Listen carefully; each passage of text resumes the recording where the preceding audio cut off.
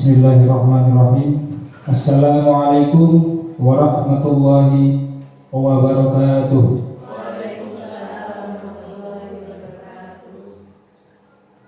Yang terhormat kepada Bapak Kepala Sekolah SDN 5 Kalibatur, yang saya hormati Bapak Ibu Guru dan Ibu Guru TK PGRI 5 Kalibatur. Di sini saya ingin menyampaikan banyak terima kasih kepada Bapak Ibu sekalian, yang mana pada kesempatan di siang hari ini bisa menyempatkan waktunya, bisa meluangkan waktunya pada kegiatan dimensiasi budaya positif sekolah ataupun penerapan budaya positif sekolah, yang mana nanti akan dipaparkan oleh Bu Devi Kirana Putri SPD. Bapak Ibu sekalian, di sini saya sebagai pembawa acara, yang mana nanti akan memandu jalannya kegiatan dari awal sampai akhir. Baiklah Bapak Ibu sekalian, untuk menyingkat waktu, perkenankan saya untuk membacakan susunan acara pada kegiatan siang hari ini. Yang pertama, pembukaan. Yang kedua, penyampaian materi budaya positif. Yang ketiga, sesi diskusi dan tanya jawab. Dan yang keempat atau yang terakhir adalah penutup.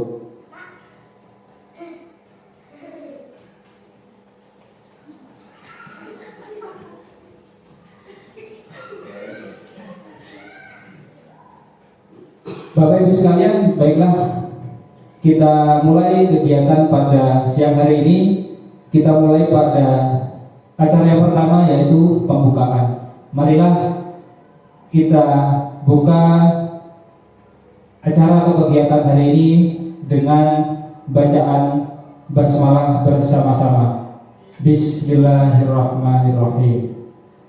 Baik, melanjutkan kepada acara yang kedua adalah penyampaian materi budaya positif, yang mana pada kesempatan kali ini akan disampaikan oleh Bu Devi Kirana Putri SPD. Waktu dan tempat dipersilakan.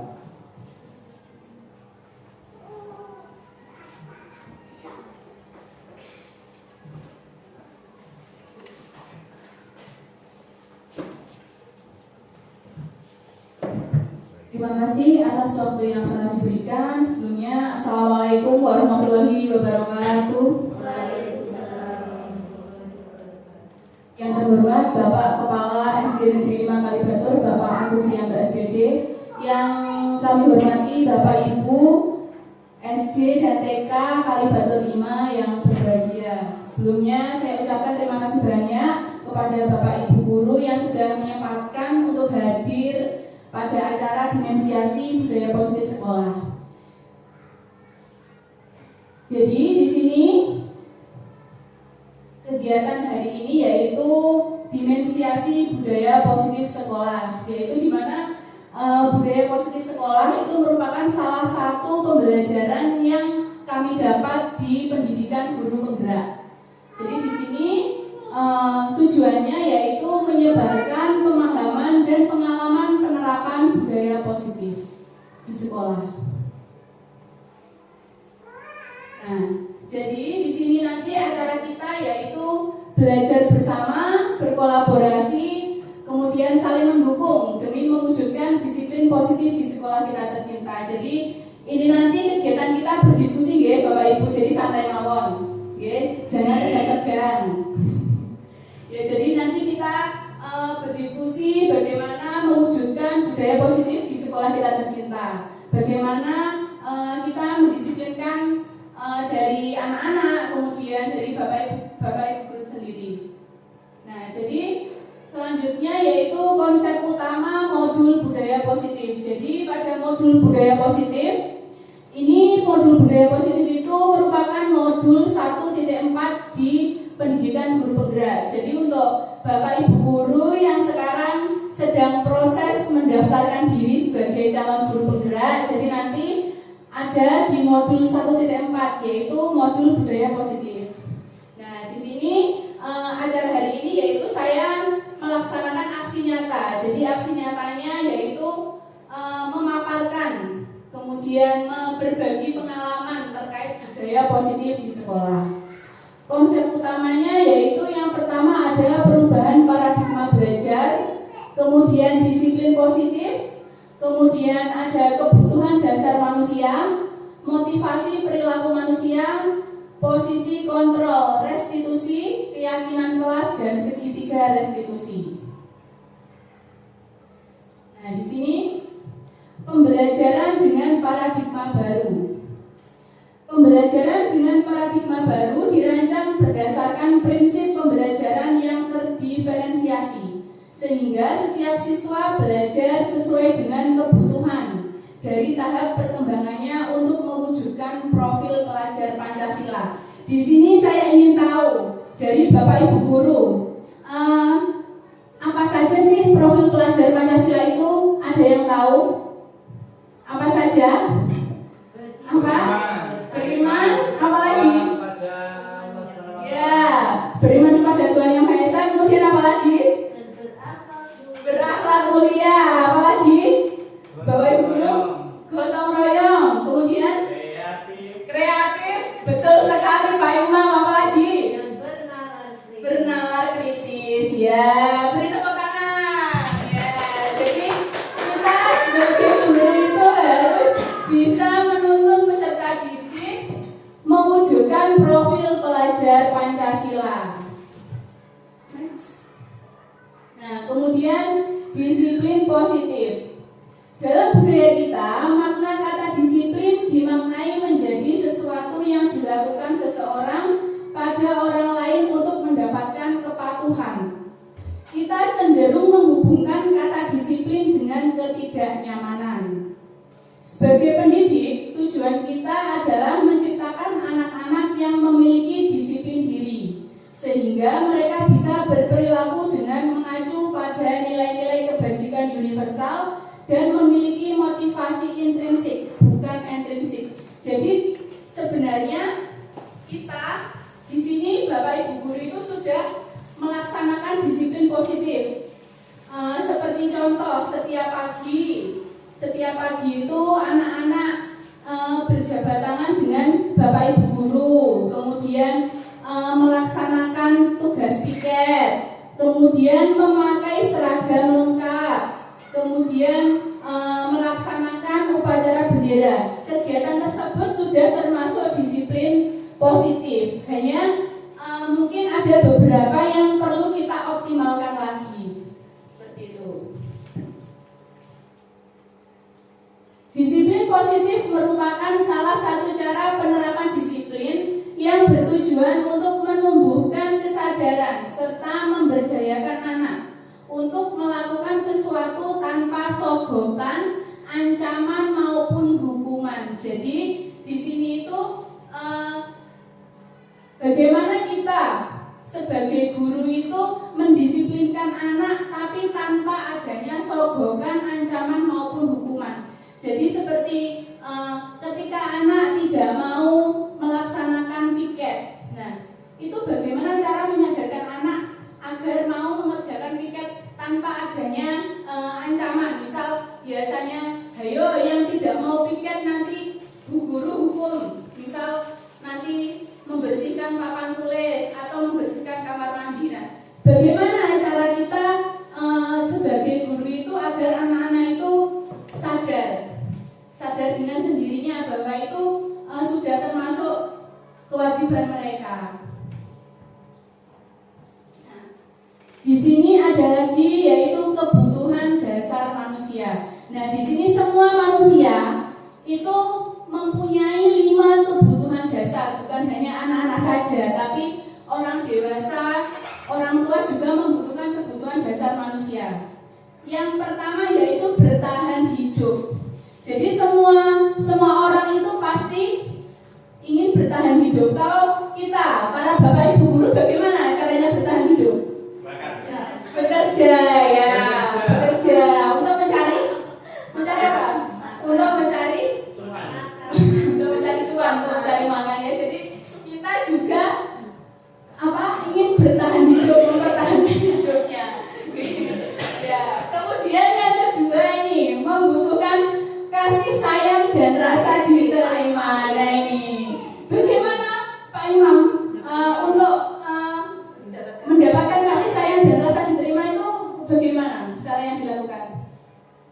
juga. Oh, menyayangi juga ya. Jadi kita manusia itu juga butuh kasih sayang ya. Jadi harus juga butuh kasih sayang dan rasa diterima. Begitu pula juga anak-anak juga membutuhkan kasih sayang ya dari orang tua, dari bapak ibu guru. Kemudian kebutuhan dasar manusia yaitu yang ketiga, penguasaan. Jadi ini tidak bisa dipungkiri, kita sebagai manusia itu juga membutuhkan penguasaan. Kemudian yang keempat, kebebasan. Dan yang kelima, kesenangan. Nah, setiap kesenangan orang itu berbeda-beda. Kalau Bu Susi apa Bu? Yang membuat senang apa? Dapat uang banyak. Oh, dapat uang banyak ya.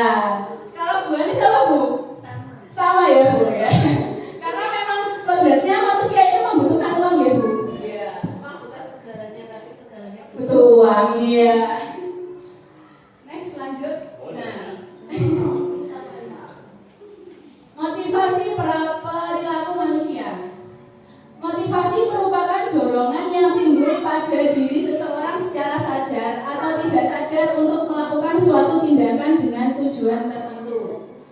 Yang pertama, menghindari ketidaknyamanan dan hukuman. Ketika murid melakukan disiplin diri karena ia takut dihukum, ini merupakan motivasi ekstrinsik. Jadi rata-rata anak-anak itu melakukan disiplin diri, misal melaksanakan piket itu gara-gara takut dihukum, bukan karena gara-gara sadar untuk membersihkan kelas. Nah, kemudian mendapatkan imbalan atau penghargaan dari orang lain.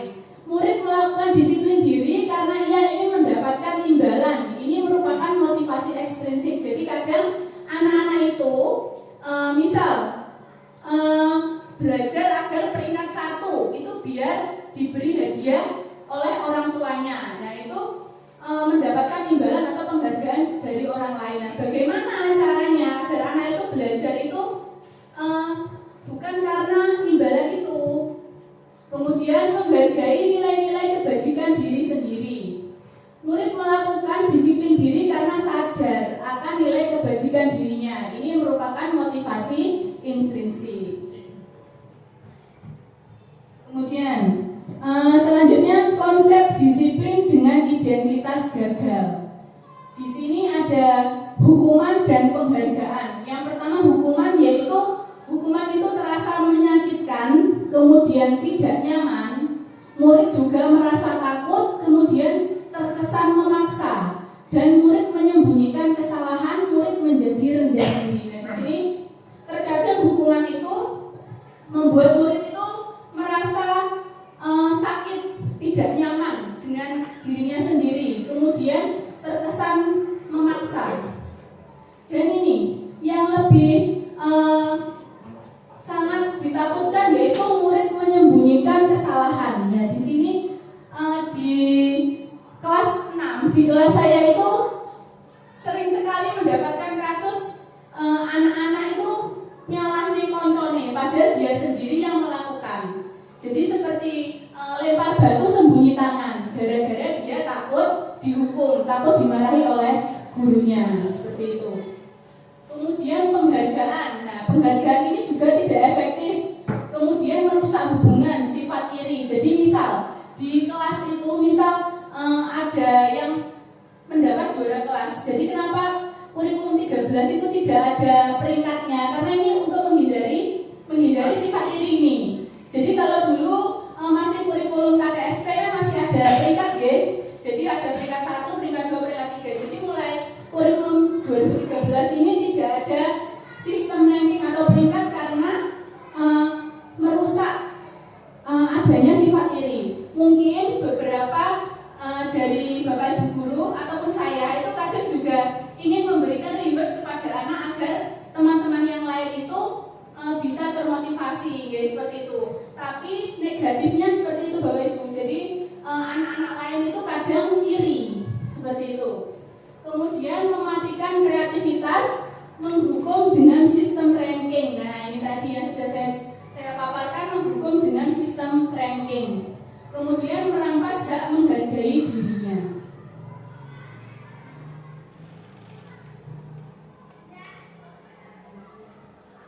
Ya, selanjutnya yaitu ada konsekuensi. Nah, konsekuensi yang pertama yaitu penguatan jangka pendek. Kemudian yang kedua perlu monitoring berkelanjutan. Kemudian adanya stimulus respon. Kemudian murid menghormati peraturan dan kehilangan waktu untuk merenungi kesalahan. Nah, ini berbeda dengan yang tadi. Jadi konsekuensi itu lebih bagus untuk diterapkan pada siswa, yaitu adanya penguatan dari guru, kemudian adanya monitoring berkelanjutan, adanya stimulus respon, kemudian murid dapat menghormati peraturan, kemudian murid kehilangan waktu untuk merenungi kesalahan. Kemudian adanya restitusi. Murid bertanggung jawab untuk perilakunya, kemudian fokus pada pemecahan masalah jangka panjang, kemudian murid menghormati dirinya dan orang lain, kemudian adanya teori kontrol, dirinya memegang kontrol, dan murid bersemangat memperbaiki kesalahan. Nanti dijelaskan apa yang dimaksud dengan restitusi. Nah, di sini konsep disiplin pendekatan restitusi, yaitu restitusi merupakan sebuah cara menanamkan disiplin positif pada murid. Pengertian restitusi adalah proses menciptakan kondisi bagi murid untuk memperbaiki kesalahan mereka, sehingga mereka bisa kembali pada kelompok mereka dengan karakter yang lebih kuat. Restitusi bukan menebus kesalahan, namun belajar dari kesalahan. Kemudian memperbaiki hubungan, tawaran bukan paksaan, menuntun untuk melihat ke dalam diri, mencari kebutuhan dasar yang mendasari tindakan, kemudian fokus pada karakter bukan tindakan, menguatkan dan fokus pada solusi. Nah, di sini perbedaannya. Contoh kasus, siswa sering tidak mengerjakan PR, hukuman. Nah, contoh hukumannya, guru menghukum siswa tersebut hormat bendera selama 10 menit. Kemudian guru marah dan murid menjadi takut. Kemudian konsekuensinya, guru memberikan konsekuensi untuk mengerjakan PR-nya saat istirahat atau dikerjakan sebanyak 3 kali lipat. Kemudian guru tegas dan siswa menghormati peraturan. Kemudian untuk restitusinya, jadi di sini restitusi guru menanyakan keyakinan kelas atau dirinya dan membantu siswa menyelesaikan masalahnya. Kemudian guru terbuka dan siswa menghormati dirinya dan orang lain. Jadi restitusi itu ada tahap-tahapannya, okay? Jadi restitusi itu guru menanyakan kenapa kok tidak mengerjakan PR. Jadi siswa itu ditanya dari hati ke hati.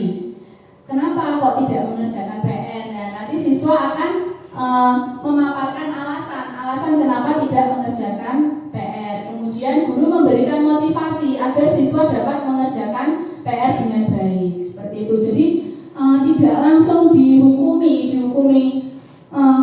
Kamu tidak mengerjakan PR, silakan keluar kelas, hormat bendera. Tidak seperti itu. Jadi guru menanyakan kembali kenapa kok melakukan kesalahan tersebut.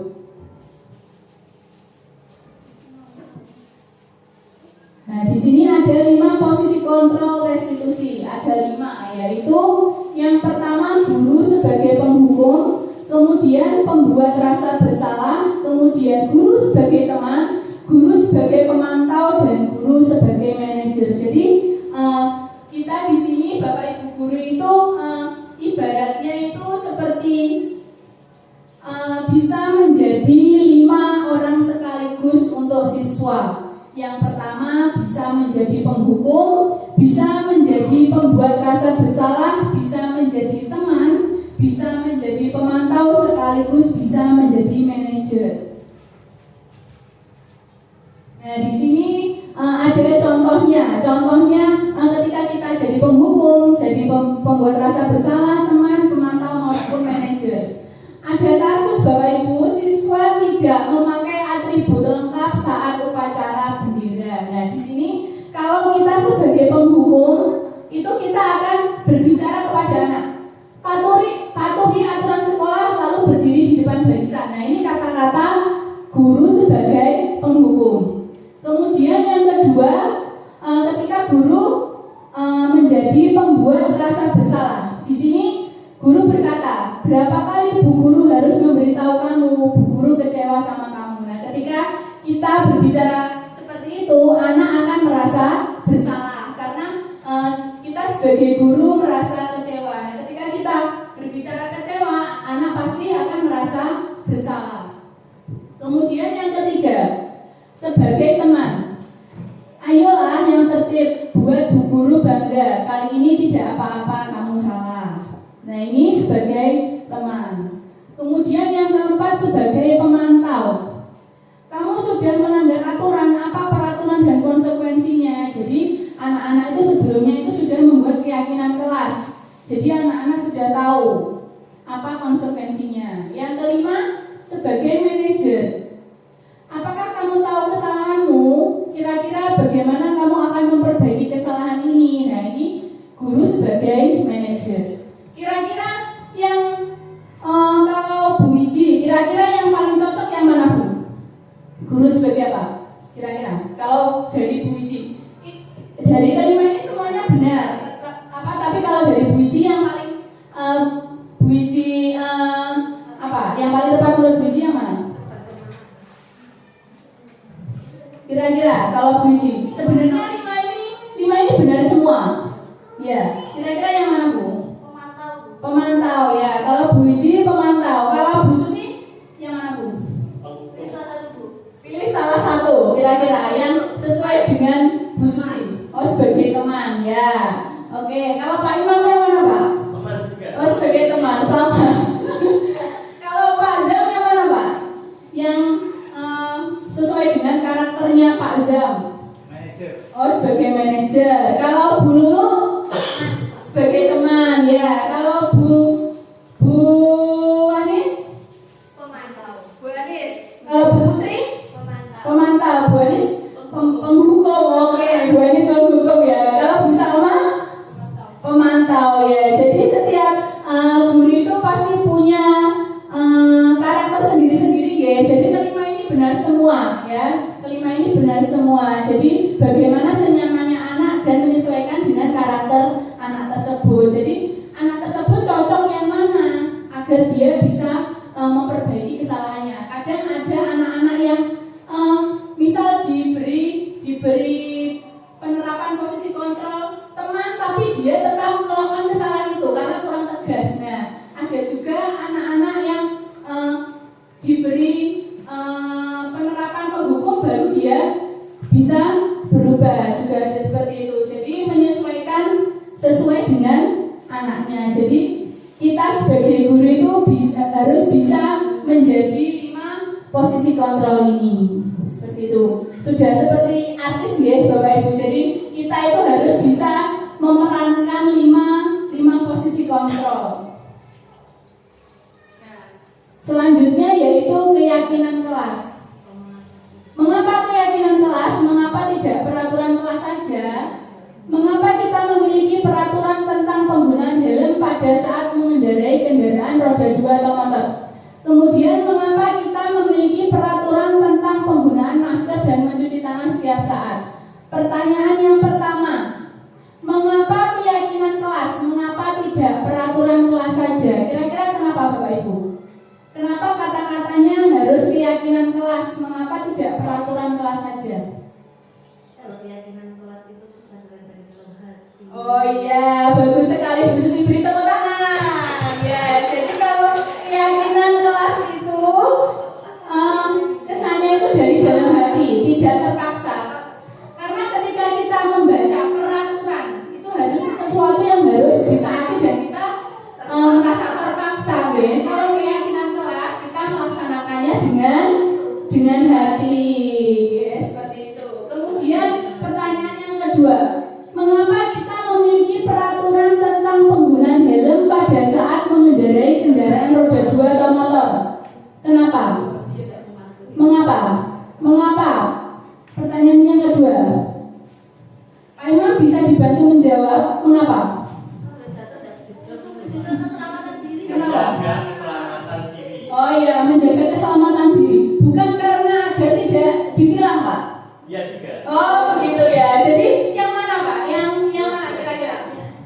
lebih yang ke takut ditilang atau untuk menjaga keselamatan diri? Iya, jadi untuk keselamatan diri. Nah itu merupakan termasuk keyakinan kelas, ya. Jadi bukan hanya takut ditilang, bukan karena takut ditilang. Jadi kita memakai helm itu memang pure kita takut ya, kita menjaga keselamatan diri. Nah jadi sudah tahu bedanya, ya. Kemudian yang ketiga, mengapa kita memiliki peraturan tentang penggunaan masker dan mencuci tangan setiap saat? Mengapa? Mengapa? Pertanyaan ketiga. Menjaga kesehatan, ya. Jadi kita menggunakan masker dan mencuci tangan setiap saat, yaitu untuk menjaga kesehatan. Kalau dulu saat corona itu, kalau tidak menggunakan masker dan mencuci tangan itu apa, Bu?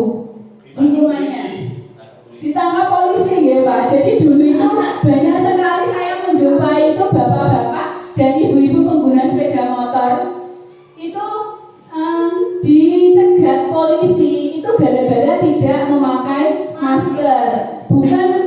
Kalau zaman dulu kan ditilang itu gara-gara tidak punya SIM, tapi kalau sekarang itu tidak memakai masker. Nah itu. Jadi kalau menggunakan masker itu pure untuk menjaga kesehatan. Nah selanjutnya, dalam penerapan program disiplin positif, hendaknya guru memiliki standar kepribadian profesional dan sosial yang baik, di mana guru mampu berefleksi pada posisi kontrolnya saat ini. Bagaimana perjalanan dirinya sebagai seorang among, posisi manajer, yang menuntut murid-murid menjadi insan yang mandiri, merdeka, dan bertanggung jawab. Nah, ini dari pemaparan saya tadi, mungkin dari Bapak Ibu ada yang ingin memberikan bukan pertanyaan, memberikan pendapatnya, memberikan kesan-pesannya, mungkin dari Bapak Ibu.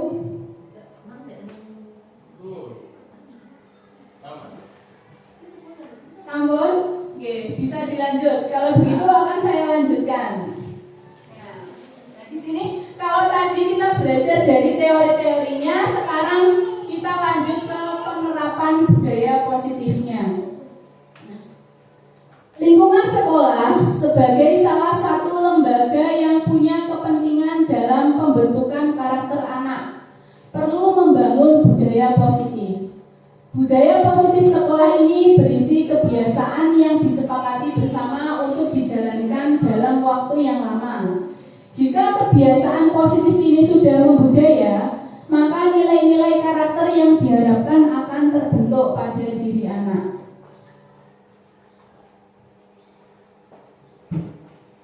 Kemudian, contoh-contoh budaya positif. Yang pertama ada gerakan literasi sekolah.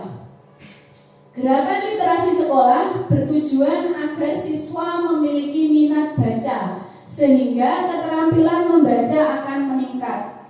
Materi bacaan berisi nilai-nilai budi pekerti berupa kearifan lokal, nasional, dan global yang disampaikan sesuai tahap perkembangan siswa.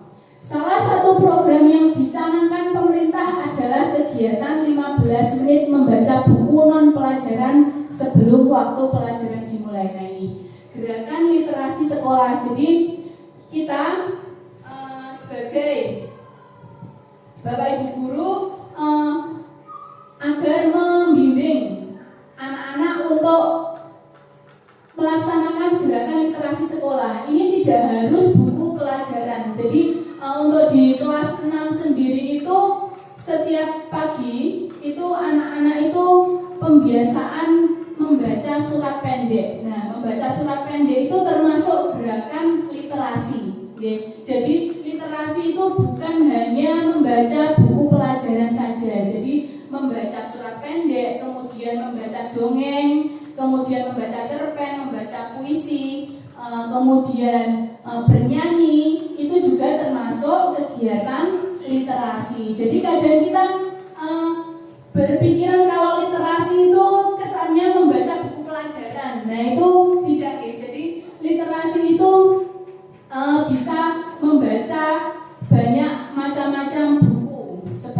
tidak hanya buku saja, seperti kita membaca poster, kita membaca iklan, seperti itu juga termasuk kegiatan literasi.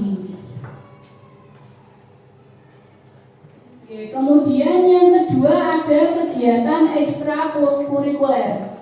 Kegiatan ini bertujuan mengembangkan minat dan bakat anak di sekolah. Saat terlibat dalam kegiatan ekstrakurikuler, siswa akan terbiasa melakukan berbagai macam kegiatan positif secara fisik maupun mental. Jadi kegiatan ekstrakurikuler itu sangat berpengaruh terhadap tumbuh kembang anak.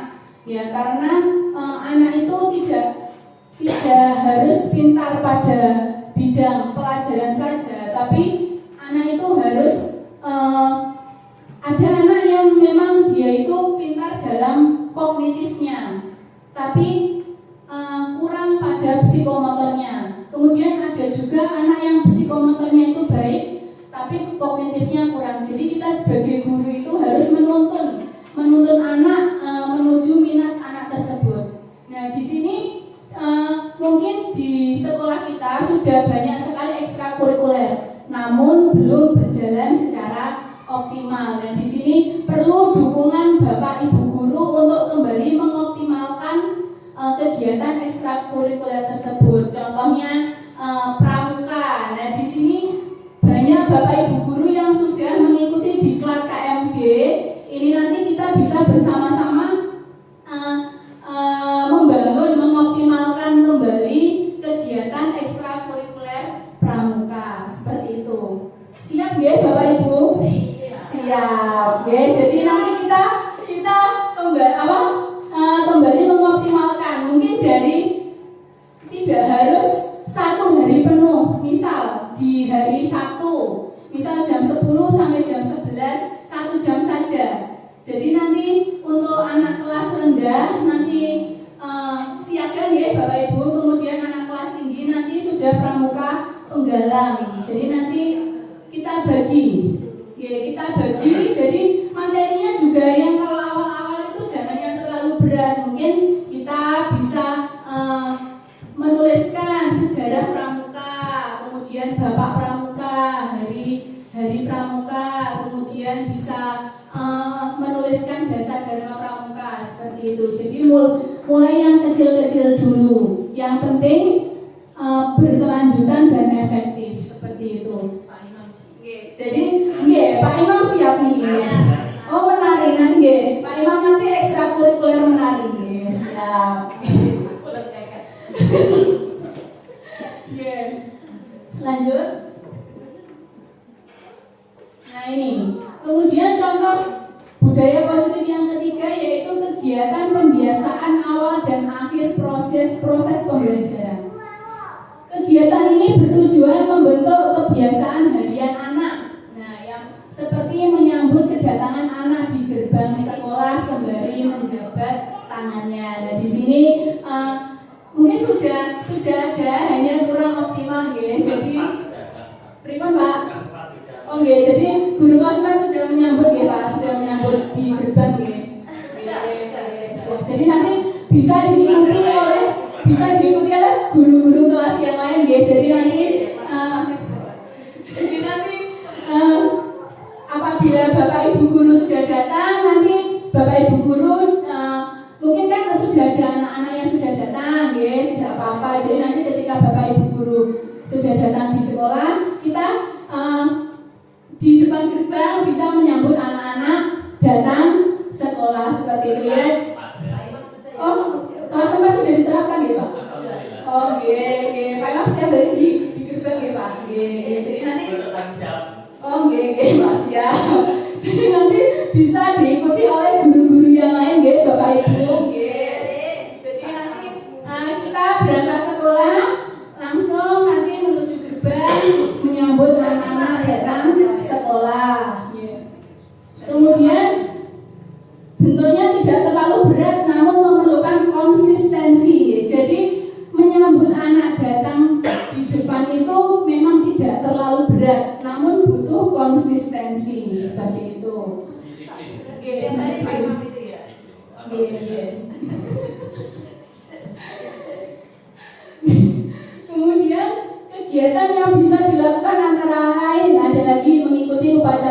bendera. Nah, di sini sudah kita laksanakan setiap hari Senin ya.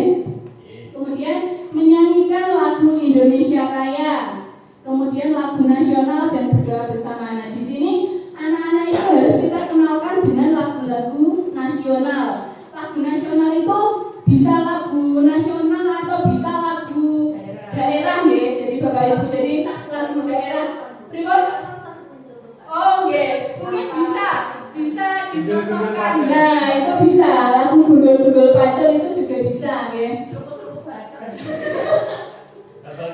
Oh, nggih, gambar suling nggih saged. Jadi anak-anak itu perlu dikenalkan dengan lagu-lagu seperti itu.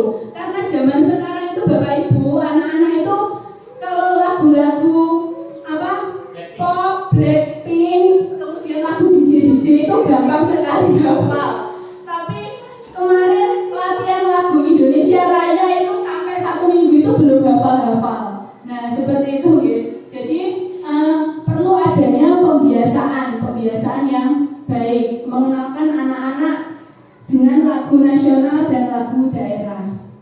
Kemudian di akhir pembelajaran kegiatan serupa juga perlu dilakukan.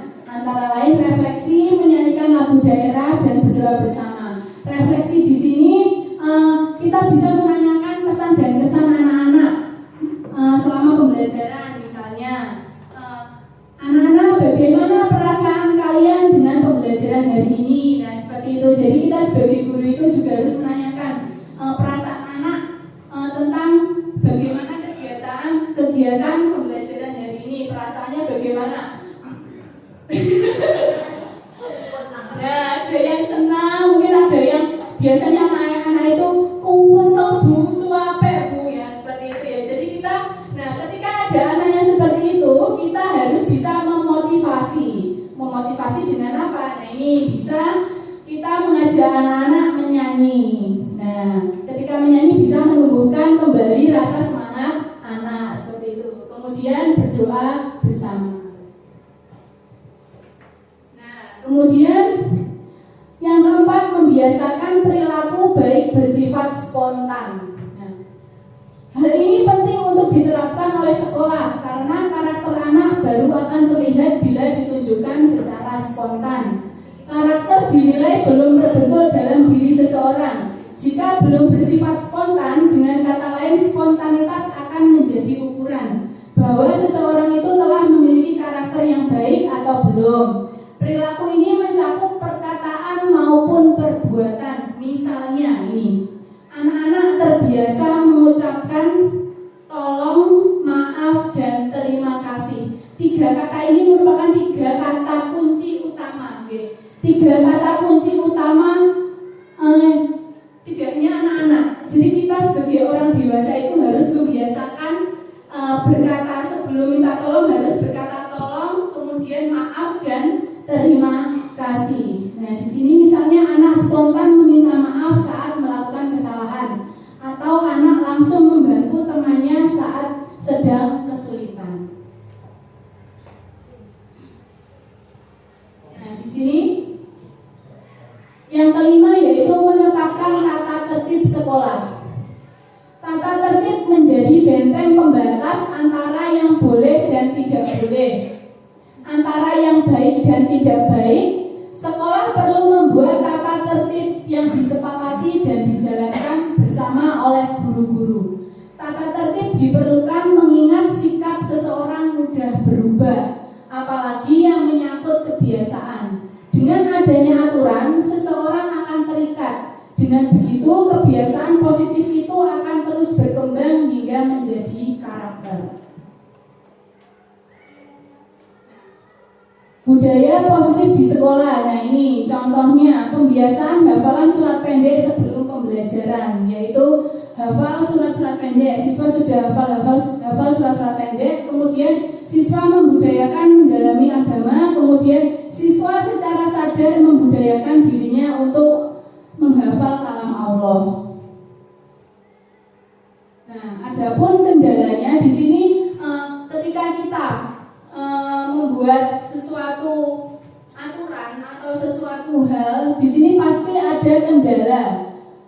Nah, kendalanya yaitu beberapa murid masih harus dibimbing dalam melaksanakan belum tumbuh motivasi intrinsik dari beberapa siswa untuk sadar dan tergerak sendiri dalam melakukan pembiasaan pada kegiatan aksi nyata. Jadi di sini masih ada beberapa anak-anak itu yang masih harus diingatkan. Ya, jadi satu kelas anak-anak itu banyak, jadi berbeda-beda karakternya. Ada yang langsung tanggap, ada juga yang masih harus diingatkan seperti itu.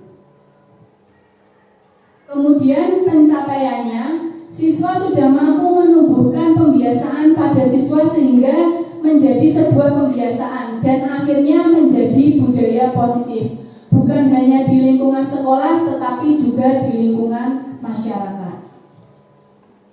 Nah, terima kasih. Demikian pemaparan dari saya. Saya kembalikan ke moderator.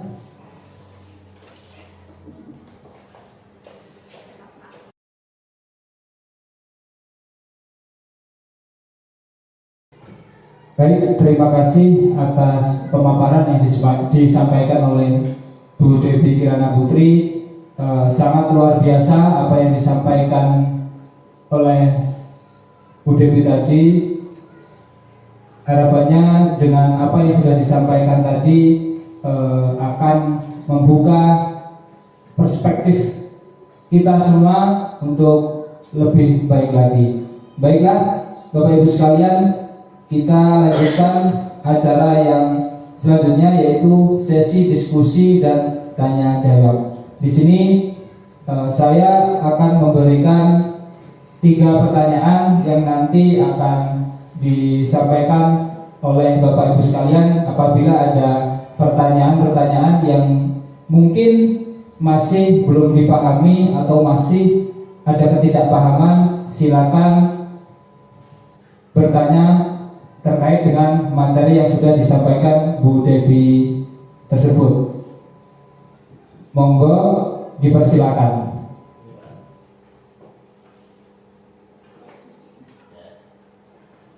Terima kasih atas kesempatan diberikan kepada saya. Saya masih teringat tadi ada kata maaf, terima kasih, dan tolong. Saya sudah gunakan kata terima kasih. Kata terima kasih. Maaf ya Bu, ini saya mau bertanya. Maaf, saya gunakan lagi. Terkait dengan penjelasan dari Ibu tadi, saya mau bertanya yang bagi saya kurang begitu paham. Maaf sekali lagi Bu ya. Apa saja yang termasuk dalam budaya positif di sekolah? Mungkin ada contoh konkretnya Bu. Terima kasih. Itu saja Bu. Iya, terima kasih. Atau langsung 3 pertanyaan nanti ditampung itu Bu. Silakan pertanyaan yang selanjutnya nanti disambung atau ya, nanti sekalian Bu Debbie akan memberikan jawabannya. Terima kasih pada Bu Debbie atas waktu yang diberikan. Saya juga sudah menggunakan terima kasih Pak Imam. Oh maaf, saya lupa Pak. Minta tolong didengarkan ya Bapak Ibu ya. Ini yang belum saya pahami ini. Tadi sudah dijelaskan tapi saya kurang jelas. Ini bagaimana ya cara kita sebagai seorang guru untuk menumbuhkan kesadaran kepada anak-anak mengenai budaya positif yang ada di sekolah. Itu saja. Terima kasih. Sudah nanti Mbak. Satu lagi.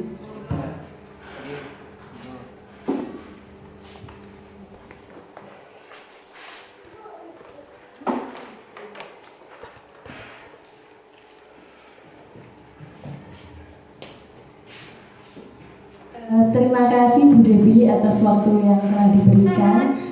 Tadi Bu Debbie sangat hebat, luar biasa untuk saya, untuk teman-teman semua. Penjelasannya begitu jelas. Tetapi ada satu yang menurut saya butuh penjelasan lagi Bu, yaitu apa pentingnya menciptakan budaya positif di sekolah. Terima kasih.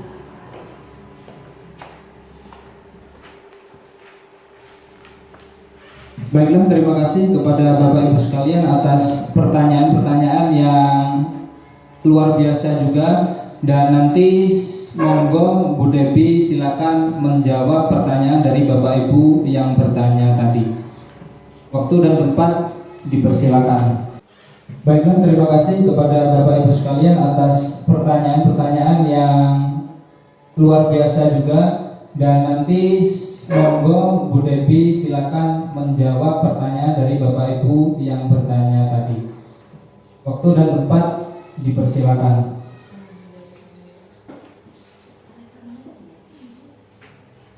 Ya, terima kasih atas waktu yang telah diberikan, dan saya juga berterima kasih kepada Bapak Ibu guru yang sudah bertanya. Tandanya Bapak Ibu guru benar-benar menyimak apa yang sudah saya sampaikan ya.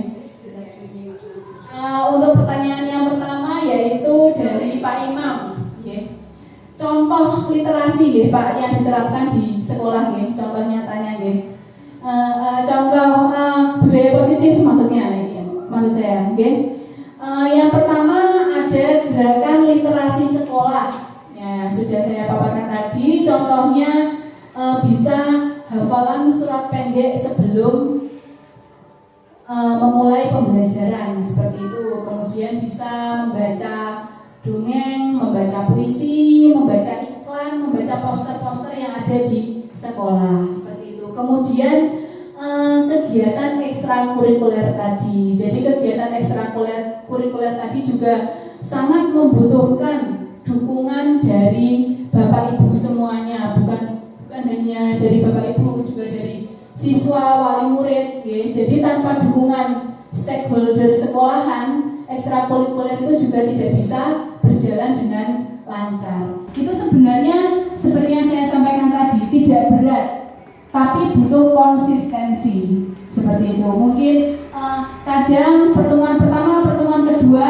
kita masih bersemangat, tapi nanti ketika pertemuan ketiga, pertemuan keempat dan selanjutnya, mungkin rasa semangat dari diri kita itu menurun. Nah, itu butuh motivasi dari Bapak Ibu semuanya. Jadi butuh saling menyemangati, butuh saling memotivasi.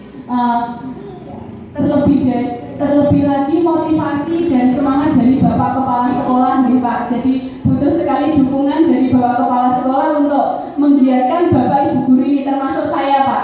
Jadi butuh sekali motivasi seperti menggiatkan kembali ekstrakurikuler di sekolah ini. Sebenarnya sudah ada, tapi hanya saja belum optimal seperti itu. Jadi tanpa istilahnya sentilan dari Bapak Kepala Sekolah, mungkin kita juga kurang termotivasi Pak. Jadi seperti itu. Jadi butuh adanya penyemangat, ya, penyemangat. Penyemangatnya apa Bu? Cuan. Aduh, berat ini. Kemudian kegiatan pembiasaan awal dan akhir proses belajar, seperti yang saya sampaikan tadi, ya, seperti membersihkan kelas sebelum memulai belajar. Jadi ketika kelas itu bersih, anak-anak juga nyaman belajar di kelas seperti itu. Kemudian berdoa sesudah dan sebelum pembelajaran. Mengatakan Pak Imam bisa diterima, apa mungkin ada yang disampaikan lagi? Terima kasih Bu. Mungkin dari saya tadi sebenarnya sudah agak paham dari keterangan Bu Debi. Ini mewakili dari pertanyaan dari Bu Susi tadi. Jadi dilimpahkan pada saya untuk bertanya karena beliau belum begitu paham. Terima kasih. Ya Pak, terima kasih banyak. Kemudian pertanyaan yang kedua tadi ada dari Bu Susi. Bagaimana cara Bu cara penerapan disiplin positif? Yang pertama yaitu sebisa mungkin guru menjalin hubungan baik dengan murid. Jadi sebagai guru itu juga harus bisa melakukan pendekatan dengan murid, bukan hanya pendekatan dengan siapa Bu?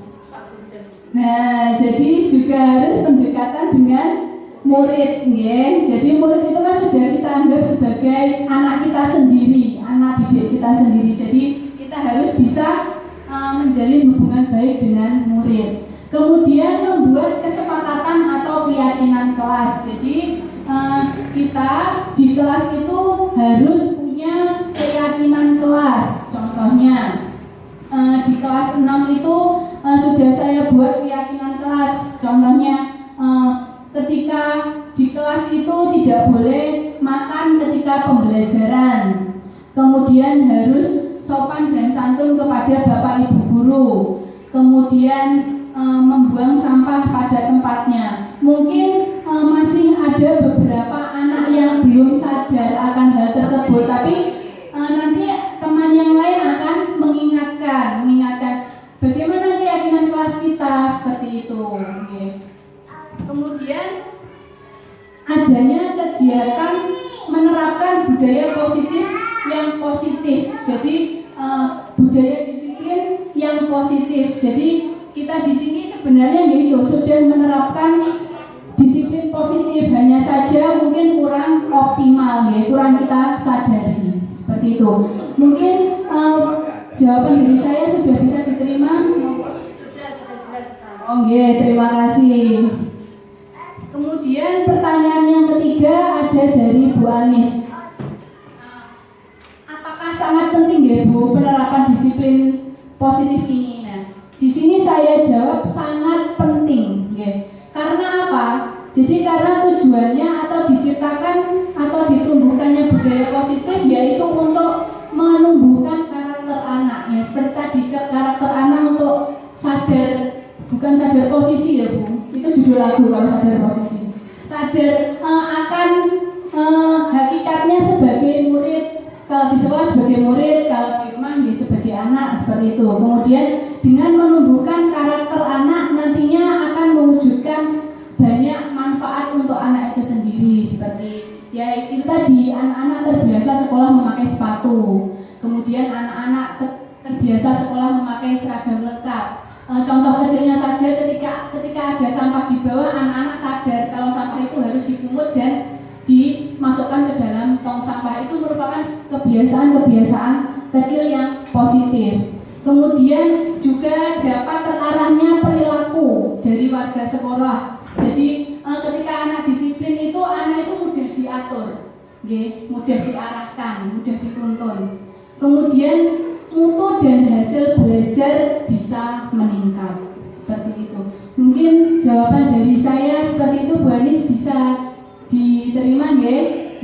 Terima kasih. Mungkin dari Bapak Ibu yang lain masih ada pertanyaan ataupun tanggapan, memberikan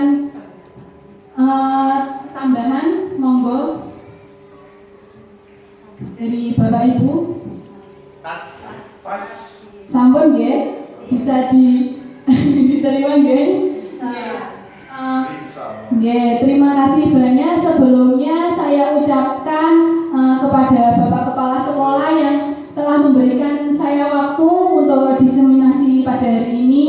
Kemudian Bapak Ibu guru yang sudah hadir, saya berharap ketika saya sudah menyampaikan, sudah memaparkan, berbagi tentang budaya disiplin positif ini dapat bermanfaat untuk kita ke depannya. Sekolah kita juga bisa menerapkan berbagai kegiatan budaya-budaya positif dan dapat meningkatkan mutu sekolah kita.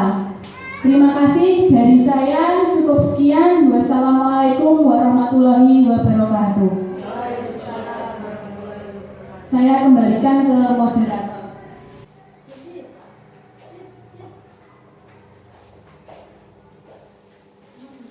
Terima kasih. Saya sampaikan kepada Bu Devi atas jawaban yang sangat lengkap dan sangat luar biasa. Dan langsung saja kita lanjutkan kepada acara yang keempat, yaitu penutup. Bapak Ibu sekalian, tak terasa kegiatan atau acara pada siang hari ini menuju akhir. Marilah sebelum kita menutup kegiatan pada siang hari ini, marilah kita membaca hamdalah bersama-sama. Alhamdulillahirabbil alamin. Di sini saya selaku pembawa acara mengucapkan minta maaf yang sebesar-besarnya apabila ada salah kata, salah ucap yang saya ucapkan tadi. Saya akhiri kegiatan pada siang hari ini. Wassalamualaikum warahmatullahi wabarakatuh.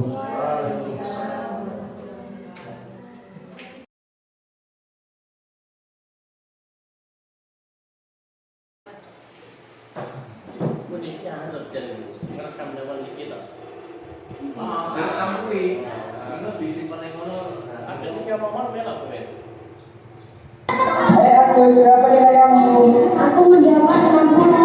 Nilainya tinggi pada kamu, makanya belajar dong.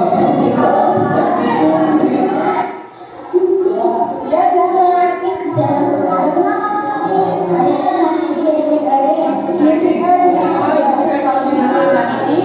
Jadi minta tolong pulang sekolah disuruh menghadap Devi ya. Terima kasih.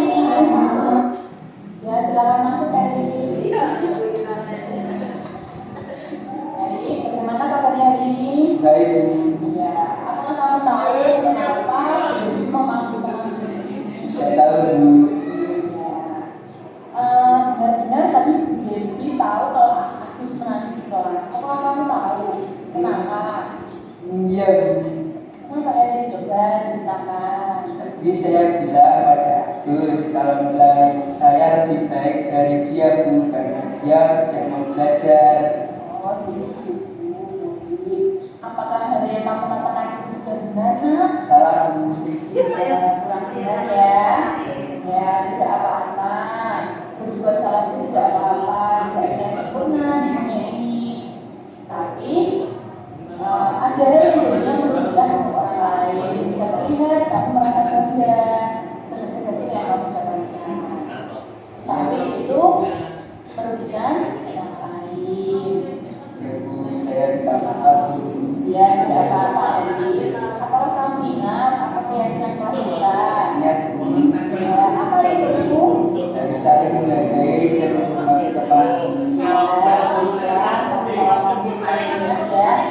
Bilang lagi ya Edi.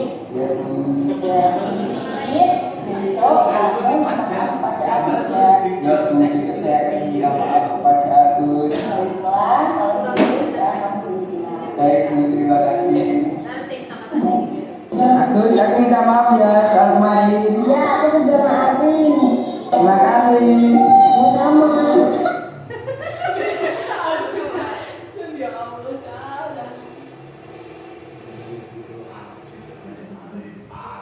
Ya, kamu sudah apa itu lagi sama mati. Aku minta boleh ya, bilang. Punya aku.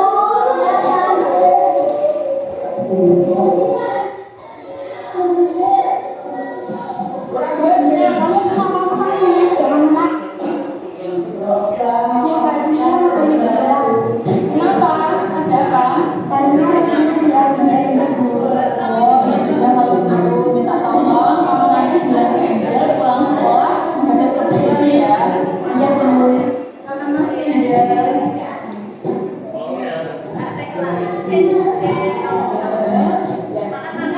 Angel, aku ingin tahu kenapa kamu diminta dia ke sini.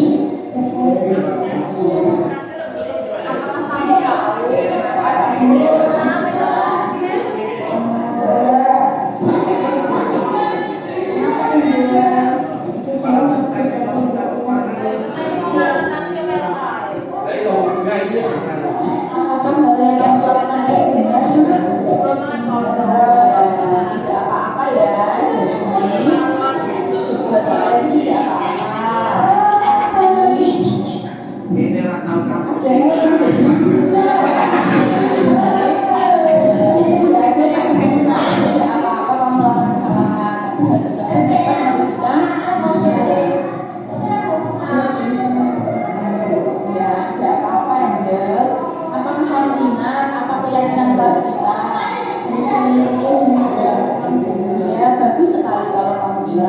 Jangan diulangi lagi ya Angel. Ya, jadi ini besok kamu minta maaf kepada dia ya. Ya, baiklah, saya mau pulang. Terima kasih. aku minta maaf ya kalau sudah mengalami kejadian kemarin. Dia tidak apa-apa, aku sudah akan ini.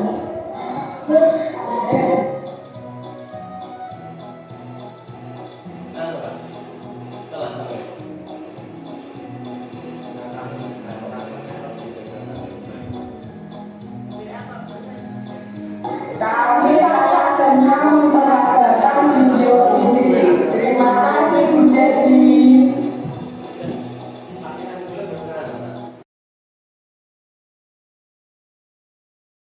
Sudah siap? Tepuk 1, tepuk 1, tepuk 2, tepuk 2. Ya. Assalamualaikum warahmatullahi wabarakatuh.